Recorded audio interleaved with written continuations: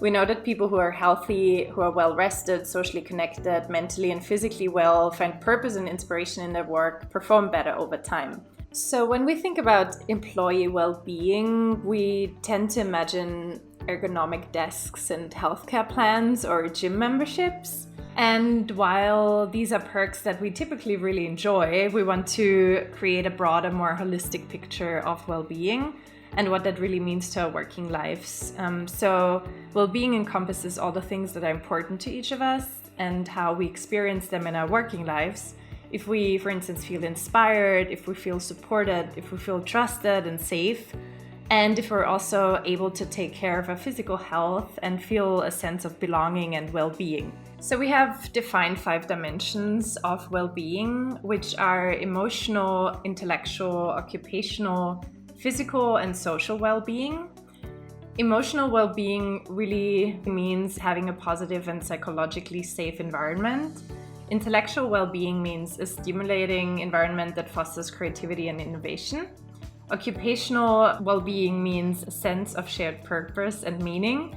Physical well-being means taking care of our bodies and physical needs.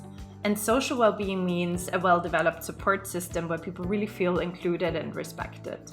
We encourage every team to do a team well-being checkup pretty much any time. There's really no wrong time for it. We think it's important to assess your team's holistic health and make course corrections before actually people are starting to feel overstressed or burned out. So when looking at a more holistic model of employee well-being, we really have to start understanding that well-being stems from a dynamic relationship between the key areas of corporate life. And with this exercise, we're making this abstract concept more tangible and look at a visual representation of the key areas at once. The exercise really helps us to better understand which dimensions of our well-being are flourishing and which ones need the most work.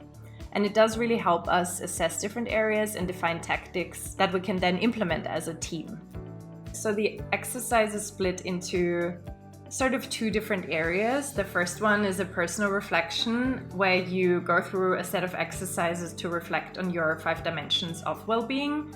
Some of the questions that we ask are, do we trust each other? Do you feel inspired within your team? Are we actually trying new things? Do we celebrate team success over personal ones? How do we manage stress, and do we help each other manage stress? And do we include, see, and hear each other? At the same time, sharing your dimensions with your teams, which is the second part of the exercise, creates vulnerability and transparency, and really is a step towards creating a more human, transparent, equitable, and inclusive work culture.